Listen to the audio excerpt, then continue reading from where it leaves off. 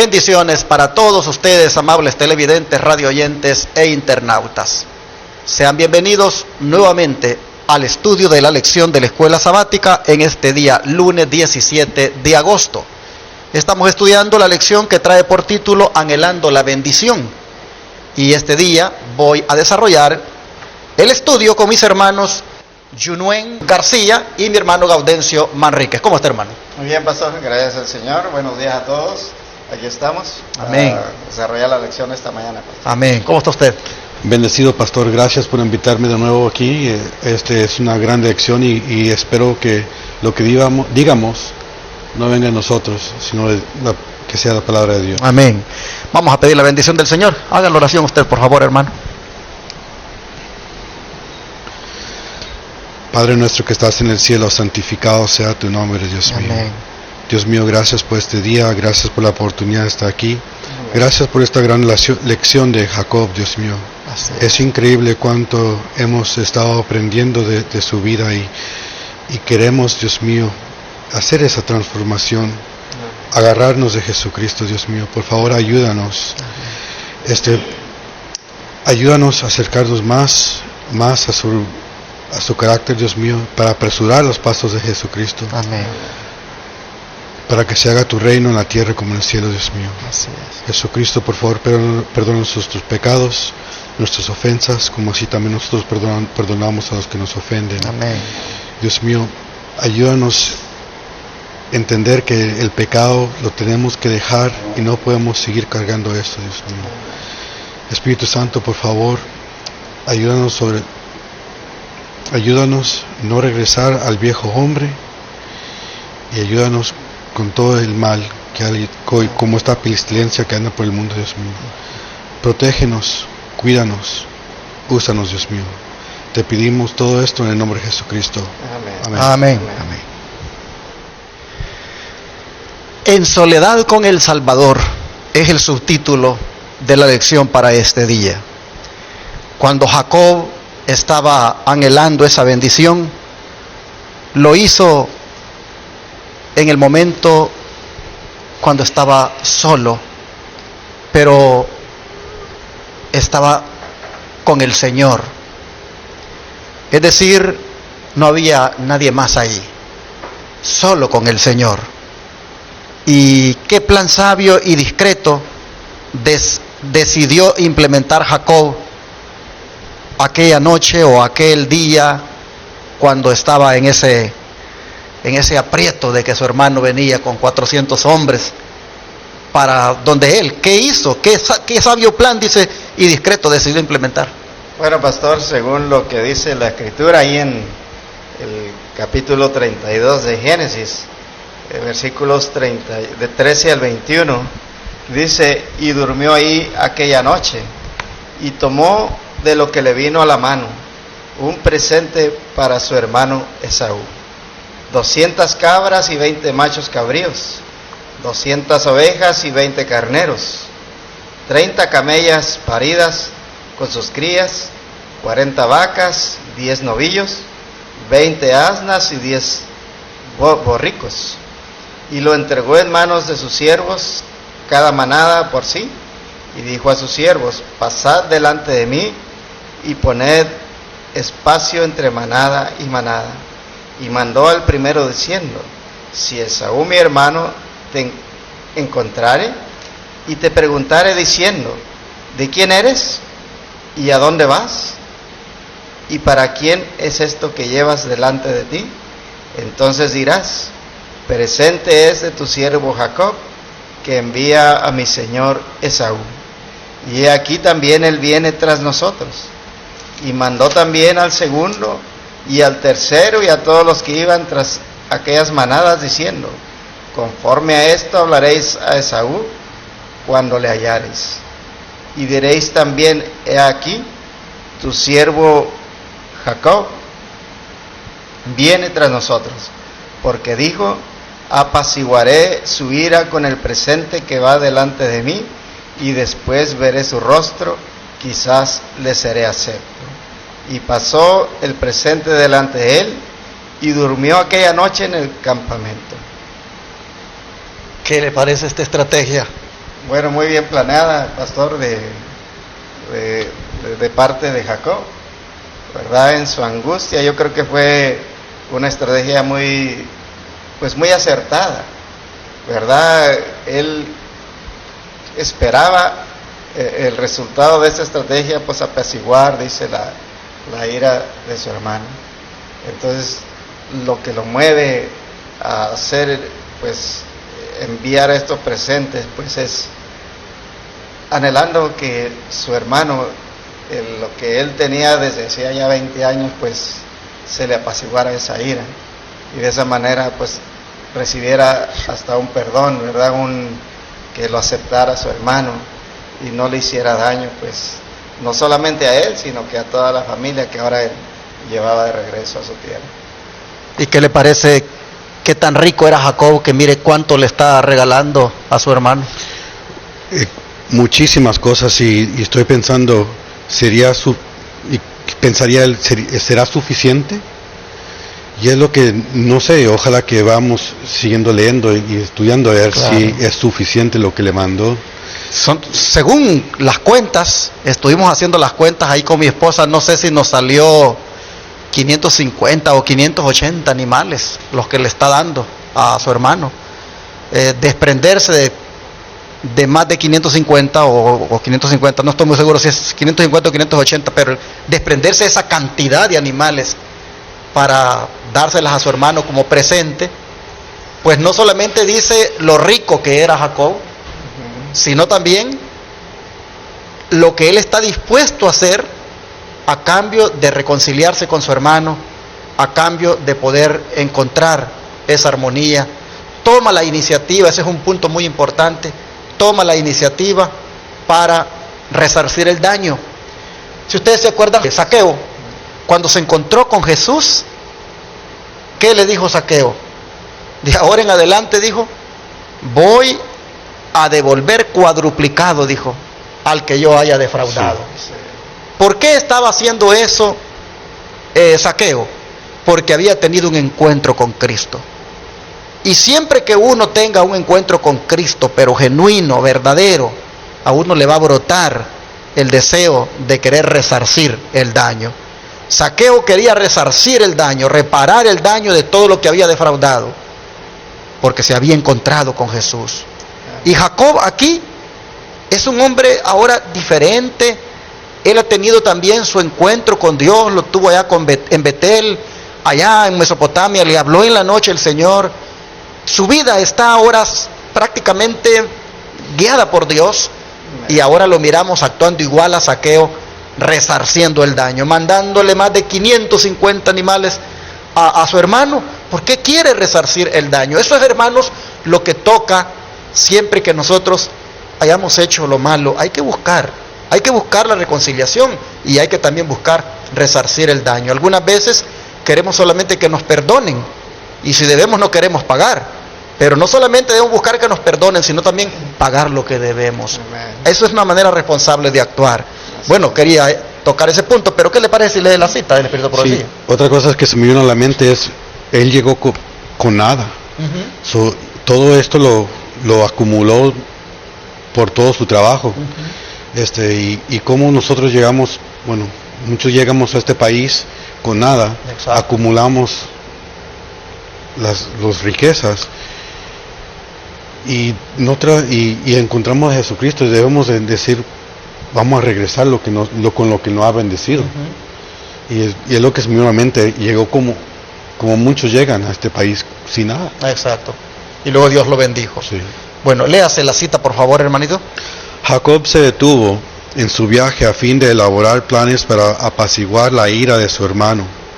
No se precipitó temerariamente al peligro, sino que envió grandes regalos a Esaú de manos de sus siervos, con el mensaje calculado para causar una impresión favorable. Envió a sus esposas y hijos con todas sus riquezas en el viaje, mientras él mismo se quedaba atrás. Pensó que la visión de esa pequeña y indefensa compañía tocaría los sentimientos de Esaú, quien, aunque audaz y vengativo, era sin embargo compasivo y tierno con los débiles y desprotegidos. Si su ojo se posaba primero en Jacob, su ira pondría excitarse y todos perecerían. Esto está en The Signs of the Times, 20 de noviembre 1879. ¿Qué comentario le merece acá en esta declaración el hecho de que él mande también a sus esposas y sus hijos con toda su riqueza adelante y él se queda atrás? ¿Por qué razón lo hace? Que él pretende que Esaú primero se encuentre con los que no le han hecho nada. Eso, los inocentes. Sí, y de esa manera él como dilatar o prolongar un poco el momento cuando verdaderamente Esaú va a sacar su sentimiento que trae, ¿verdad? Qué interesante cómo Jacob está trabajando acá, cómo él está manejando esta estrategia y está siendo también guiado por Dios aquí, porque imagínense lo que dice, que si su ojo se posaba primero en Jacob, si el ojo de Esaú se posaba primero en Jacob, su ira podría excitarse y todos perecerían. Entonces, como para salvaguardar a la familia, los manda de ellos adelante. Estos nada le han hecho a Esaú. Esaú no va a sentir ese odio contra ellos. En cambio, si primero ve a Jacob, Jacob dice, no, entonces el mismo odio hacia mí va a hacer que mueran todos. Entonces, aquí miramos qué plan más sabio y discreto está implementando Jacob con el fin de, pues, protegerse. A ver, pastor, sí. dice que pues él no se precipitó temerariamente, ¿no? Sino que hizo, fue todo calculado, y él sabía pues mandar a esta pequeña indefensa compañía. Pues lo que él se proponía era que se le tocara el sentimiento a su hermano, ¿no? Y es muy interesante, aunque dice que Esaú, pues quien era audaz y vengativo, hay algo que tenía muy bonito de Esaú, sí, ¿no, pastor? Es interesante esto que dice aquí, es cierto. La atención, dice que sin embargo era compasivo y tierno con los débiles y desprotegidos, ¿verdad? Jacob sabía eso. Él lo sabía, y por eso es que fue tan calculador que, bueno, mandemos esta pequeña compañía, quizás voy a tocar el sentimiento y se le apacigua su ira, ¿no? Jacob conocía el carácter de su hermano. Sabía, le conocía los dos lados. Sabía, dice, que con los indefensos, era compasivo y tierno. Exacto. Los débiles e indefensos. Exacto. Pero con él, que le había hecho el daño de robarle la primogenitura, con él también le conocía el otro lado, que había dicho que lo mataría en cuanto muriera su papá. Entonces Jacob conoce muy bien eso y está trabajando para apelar al carácter de su hermano. Qué interesante. Pero bueno, hermano Gaudencio, vamos ahora a explicar la prioridad de Jacob en este momento. ¿Qué le parece? Muy bien, pastor. Bueno, pues ahí Génesis 32, del 22 al 24, dice: y se levantó aquella noche y tomó sus 2 esposas y sus 2 siervas y sus 11 hijos, y pasó el vado de Jacob. Los tomó pues y los hizo pasar al arroyo, e hizo pasar lo que tenía.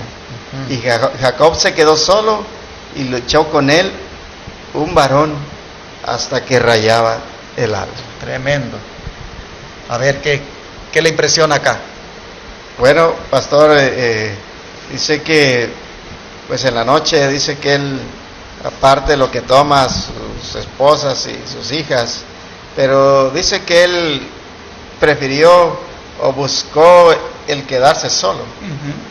Y al quedarse solo, pues quería él tener una comunión estrecha con el Señor sin que nada lo perturbara, ¿verdad? Así es que pues en ese momento en el cual pues está solo, él clama al Señor y lo tiene como una prioridad, sí, ¿verdad? Entonces la prioridad de él pues es luchar con Dios, ¿no? Y pues es obvio que a él le agobiaba pues su pecado, y él quería tener esa seguridad de que iba a hacer una reconciliación con Dios para que nada le estorbara la bendición que él estaba esperando con el encuentro ahí con su hermano. Interesante cómo la prioridad de él es quedarse solo, sin duda para buscar a Dios en oración. ¿Alguna vez alguno de ustedes ha estado solo con el Señor?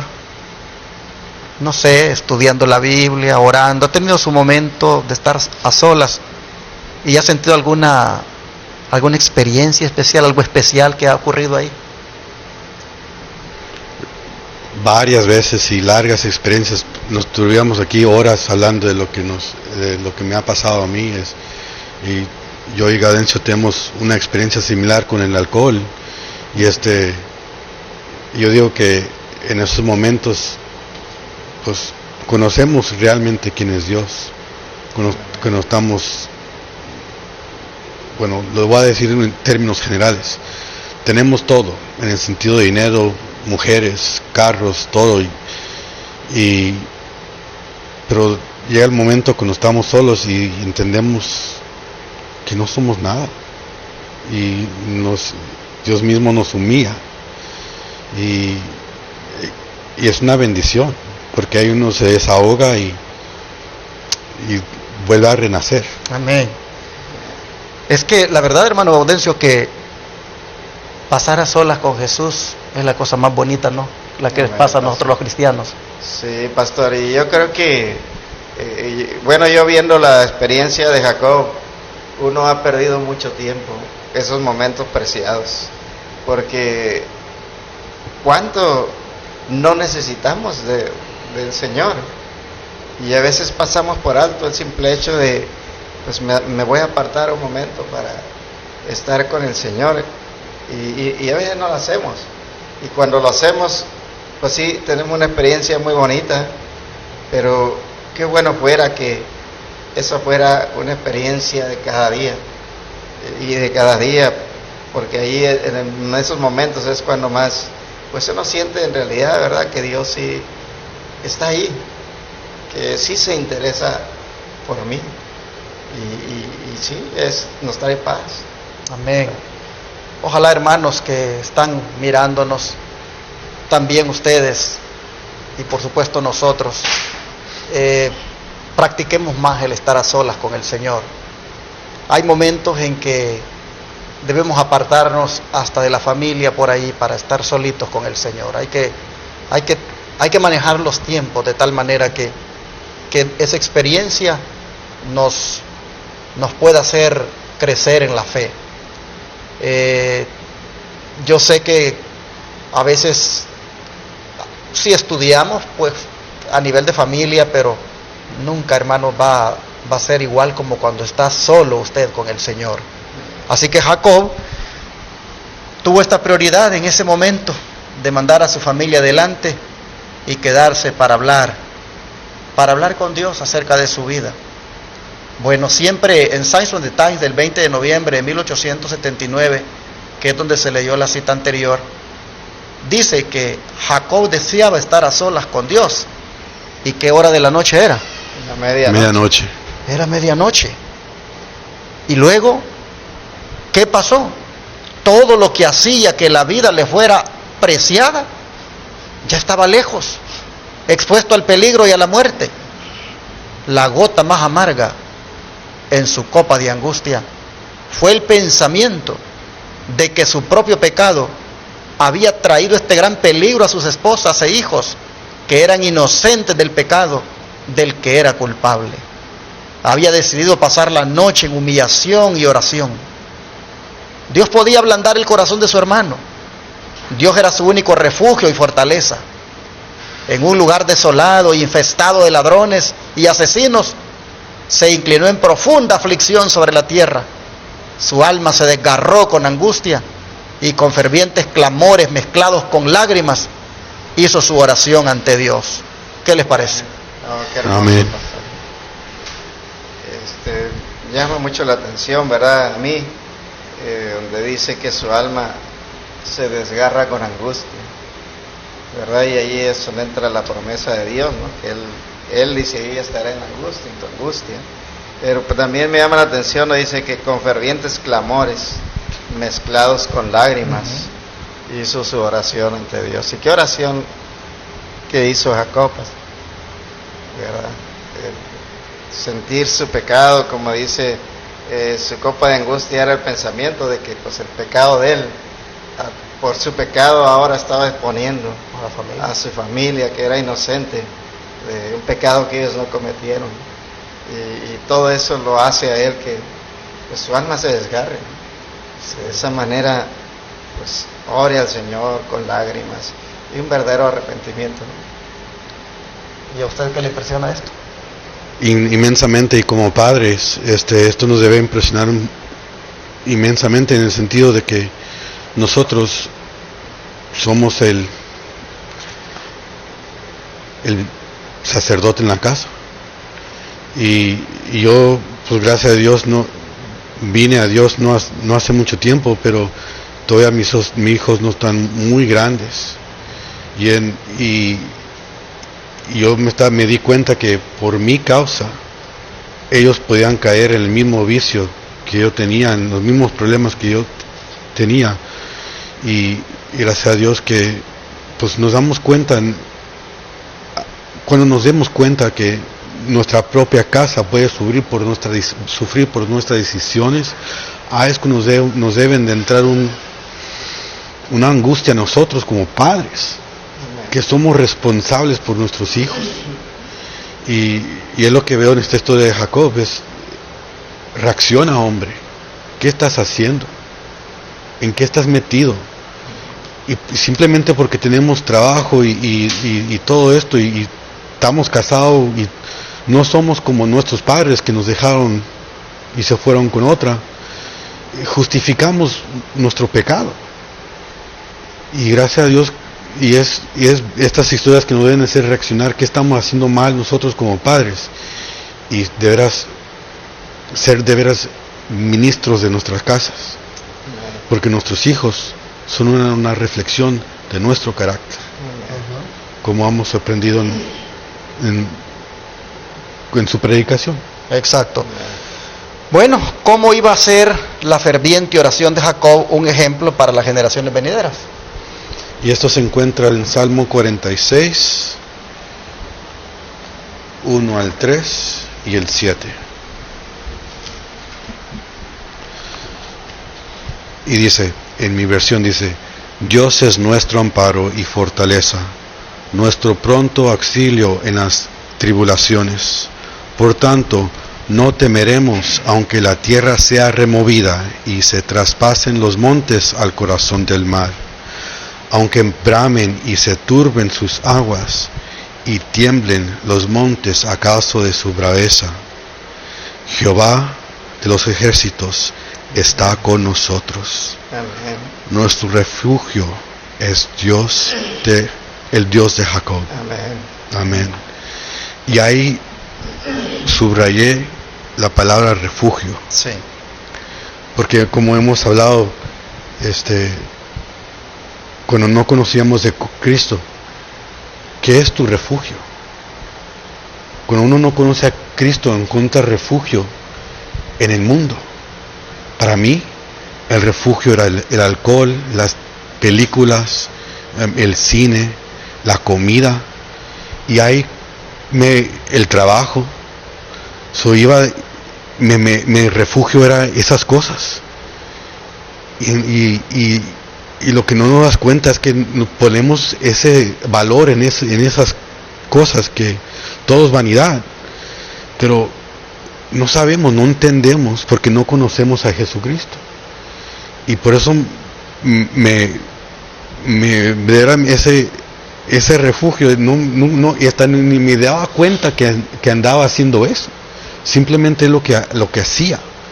Por no conocer a Jesucristo, estaba perdido y metido en ese mundo, y pensando que ese era mi refugio. Y gracias a Dios ha llegado a entender que todo eso no importa.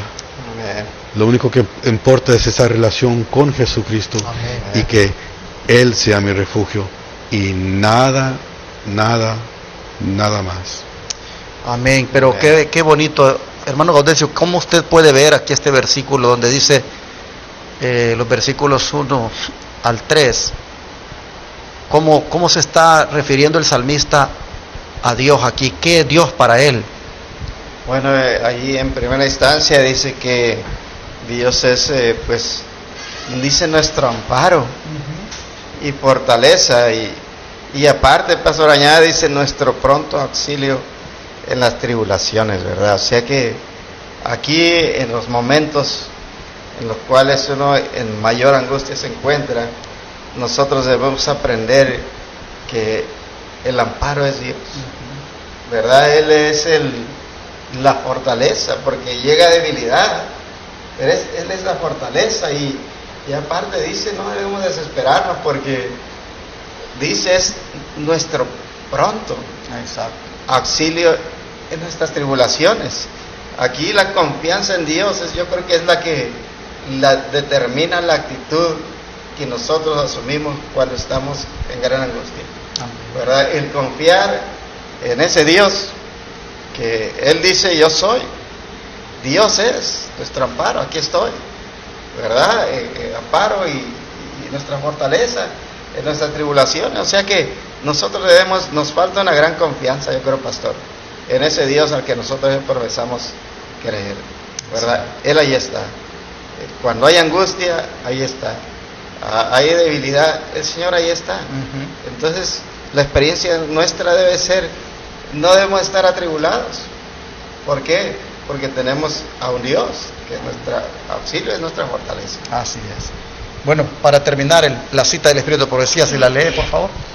Jacob prevaleció porque fue perseverante y decidió. Su experiencia atestigua el poder de la oración insistente. Este es el tiempo en que debemos aprender la lección de la oración que prevalece y de la fe inquebrantable. Amén. Amén. Colportor Evangélico, página 84. Así que me gusta esta partecita. Prevaleció porque fue perseverante y decidido. Amén, sí. ¿En qué? ¿En qué fue perseverante y decidido? En la oración. En la oración. Y su experiencia atestigua el poder de la oración insistente. Pero ¿qué le parece, hermano García, que diga aquí el don profético de que este es el tiempo en que debemos aprender la lección de la oración que prevalece y de la fe inquebrantable? ¿Por qué este es el tiempo? Porque estamos cerca del tiempo del fin, pastor, y regreso a ser padres. Y si no comenzamos hoy a orar por nuestra familia y por nosotros, ¿cuándo? Por eso este es el tiempo. Hoy es el día que debemos hacer esa decisión y entregarnos en la oración. Y a veces el machismo que cargamos de nuestro pasado no nos permite. Y si llegamos a hacer algo en nuestras vidas, pensamos que ese algo es lo que nos identifica. Por eso digo, es tremendamente importante caer de rodillas y hablar con nuestro gran amigo, nuestro Dios. Amén. Y lo va a repetir, como hombres, al menos yo no lo hago lo suficiente y apenas estoy aprendiendo a hacerlo. Muy bien. Hermano Gaudencio, para cerrar, ¿hay algo que quiera agregar? Bueno, pues no, pastor, yo creo que pues ahí está, ¿no? Añadiendo quizás nada más, yo creo que estamos viviendo unos tiempos más difíciles, y más difícil va a ser, yo creo, el tiempo que nos espera. Entonces yo creo que ahora más que nunca debemos de tener esa experiencia. Así es. ¿Verdad? Esa experiencia que, como dice, hay que ser perseverantes y ser decididos. Y aquí pues la parte fundamental, la oración, porque no tenemos otro medio por el cual nosotros podemos tocar el cielo más que la oración, ¿verdad? Al brazo omnipotente del Señor. Amén. Un llamado entonces, hermanos, a ustedes y a nosotros para que busquemos más a nuestro Señor a solas, que busquemos estar a solas con nuestro Señor, que ahí, hermanos, nos abramos, nos vaciemos, allí le entreguemos al Señor todas nuestras dudas, todas inquietudes, preguntas, todo, hermanos, aquello que nosotros no logramos comprender, allí a solas con el Señor, debajo de la higuera como lo hacía Natanael, allí tengamos un encuentro con Jesús, porque Jacob así lo hizo en aquella ocasión. En aquel momento que estuvo a solas, ahí platicó con el Señor y sin duda se puso a cuentas con Él. Amén. Vamos a orar y a pedirle al Señor que nos ayude a volver a una vida de oración, tal como esta que Jacob está teniendo aquí. Amén.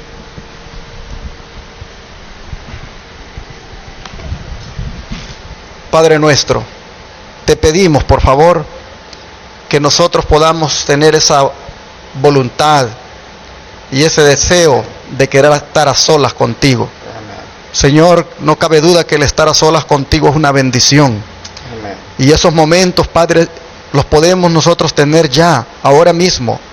Te rogamos que haya en nosotros hambre y sed de querer estar a solas contigo. Amén. Porque no cabe duda que allí, Señor, podremos desahogarnos, podremos confesarnos y también consolarnos. De manera que hoy te rogamos que como Jacob quiso estar a solas contigo y lo logró, así nosotros también, Padre, todos los días lo hagamos.